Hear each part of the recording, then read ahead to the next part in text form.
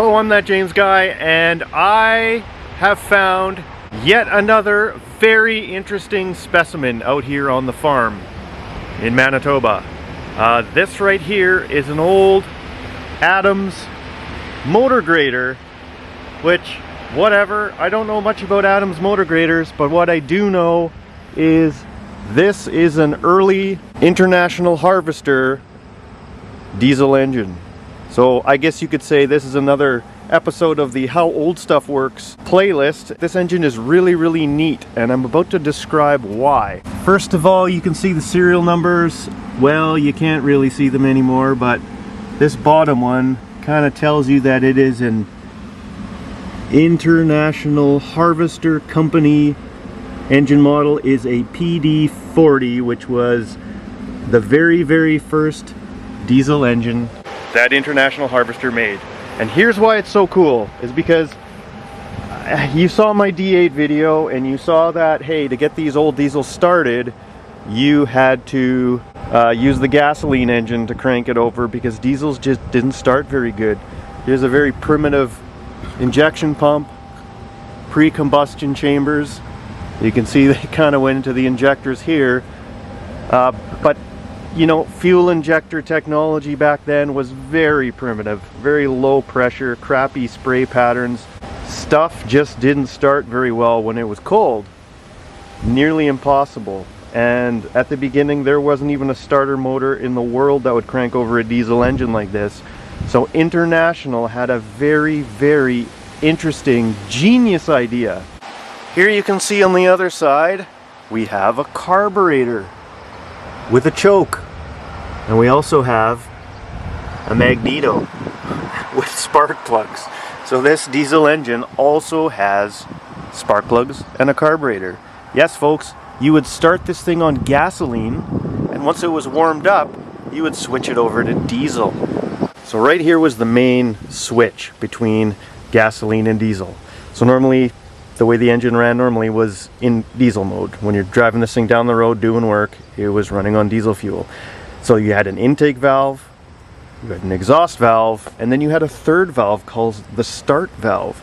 And what it would do, it would open up and expose a second side combustion chamber with the spark plugs in it. So once this lever that goes into the cab, presumably, when you rotated that, the shaft went kind of right between the cylinders in the engine, and you can see kind of where that comes out on the other side right there with some linkage attached to it. So that linkage went up right there into the side of the valve cover area, and what it did is it turned another camshaft, basically swiveled it all down and pushed all the starting valves open.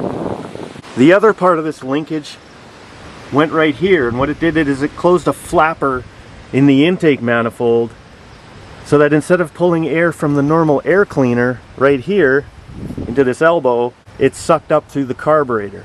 So once you exposed this extra combustion chamber, because you added more combustion chamber volume, it lowered the compression from 15 to 1 when it ran on diesel down to 5 to 1 so it could fire up and run properly on gasoline. 5 to 1 was kind of normal back then when the quality of gasoline wasn't exactly the greatest. Later models, I believe they upped that to 6.5 to 1. But what you would do is you'd get this thing all up and running on gasoline, and once it was half warmed up, you would just flip that lever.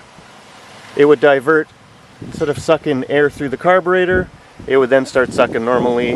The diesel pump, you would just crank the throttle up and then it would suddenly start squirting diesel fuel in and it would start running on diesel fuel. There was probably a bit of a crossover period where you'd kind of start giving it fuel, and once the smoke started, then you would flip the lever in the cab, kaploink. That to me is super interesting. So this was an early 4-cylinder PD40. Later they came out with a 6-cylinder. They just tacked 2 more cylinders onto it. They had good power, 65 horsepower for the mid-30s when this all came out. It was actually pretty decent. Later the PD80s, I think they had like 100 horsepower, which for back then was actually kind of impressive. But this was an ingenious way to avoid adding a second engine, just like the Caterpillar D8 video that where I showed you that pony motor. This engine didn't require that. It just fired up on its own. They were able to do electric starters much earlier than most of the other diesels. So, interesting.